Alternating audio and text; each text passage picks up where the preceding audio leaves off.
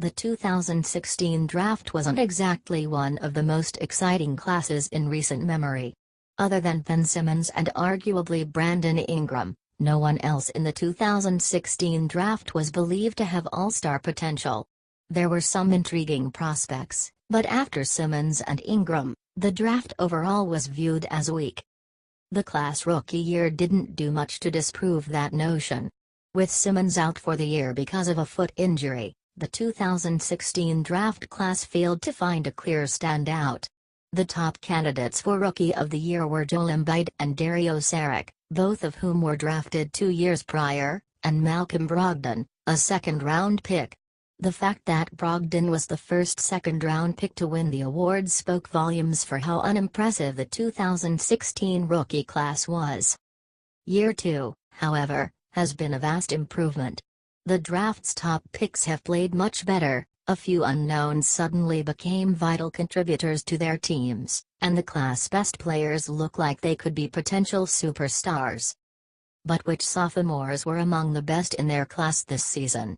There were many players to choose from with so little spots, so ultimately the criteria for who the top ones were players who A. Played the best, B. Showed the most improvement, C. Played the biggest role in his team's success, D. All the above. Before we start the list, here are the honorable mentions. Buddy Hield, his numbers have been solid, but he hasn't shown much improvement since his encouraging half-season with the Kings last year, though that's not entirely his fault. Malcom Brogdon hasn't shown much improvement. He is important to the Bucks, but they haven't shown much improvement either. Karis LeVert, Taurean Prince, both have shown promise, but it hasn't led to much this season. Fred VanVleet, Pascal Siakam, Jacob Poeltl, these three have surpassed the very little expectation they had coming into the season with flying colors. None of them have high ceilings, but they have played an instrumental role in the Raptors' success this season. The cream of the crop. Chris Dunn. Dunn's future in the NBA looked pretty bleak considering both his disappointing rookie season in Minnesota and his old rookie age, at 23. However, after Chicago traded for Dunn in the Jimmy Butler deal, it seems that Fred Hoiberg has unlocked the potential many believed Dunn had coming into the NBA. Dunn's numbers have skyrocketed across the board. From field goal percentages to points to assists, Dunn's stats have all seen a drastic increase. Combine that with Dunn's growing reputation as one of the league's top perimeter defenders, and Chicago should be thrilled with his production. Domantas Sabonis also struggled his rookie season, but this may have been because the Thunder misused him. When Sabonis was traded to the Pacers, he was put back into the role that made him thrive at Gonzaga. Instead of hanging around at the perimeter like in OKC, the Pacers have had Sabonis play more of an inside-out game.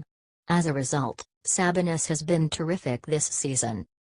Victor Oladipo is the obvious answer when people ask why Indiana has exceeded expectations this season, but Sabonis' contributions should not go unnoticed.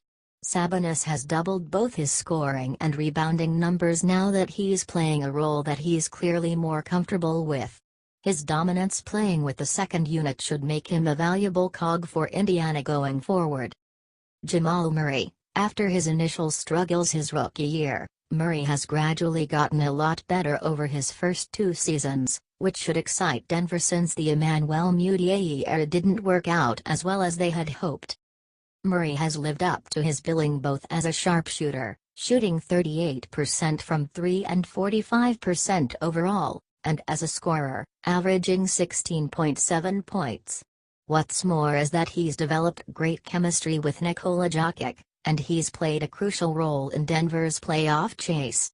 Denver's season has been uneven, and Murray's defense leaves a lot to be desired, but he should be a staple to the Nuggets' success for years to come. Jaylen Brown. Last season, Brown was merely a luxury for the Celtics. When the team was fully healthy, they didn't rely much on him so any good production from him was just gravy.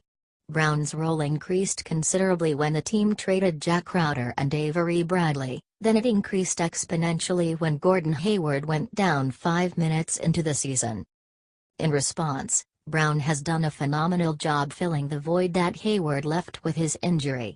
Brown's improved shooting and defense have played a key role in the Celtics getting the second seed in the East.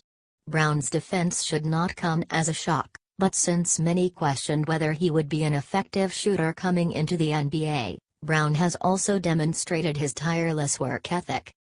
Not bad for a guy who was mercilessly booed by the fans upon being drafted by the team. Dario Saric. Saric is yet another testament to how effective the process has been in Philadelphia. Sixers fans waited patiently for Saric to come overseas, and in his first 2 seasons, they have been rewarded for their patience. Saric has been terrific since coming to Philly and is an instrumental part of their surprising run to the 3rd seed this season. Saric was heavily considered for Rookie of the Year last season, but one of his issues was his subpar shooting averages, both overall and from 3. Saric's improvements in both areas this season have made him the ideal complement to Joel Embiid and Ben Simmons as a stretch 4. Saric's improved shooting only boosts his case as the jack-of-all-trades forward that all teams want, but very few have. Brandon Ingram. Before the 2016 draft, some scouts believed Ingram was a better prospect than Simmons. Unfortunately, Ingram looked about as a raw prospect could be his rookie year.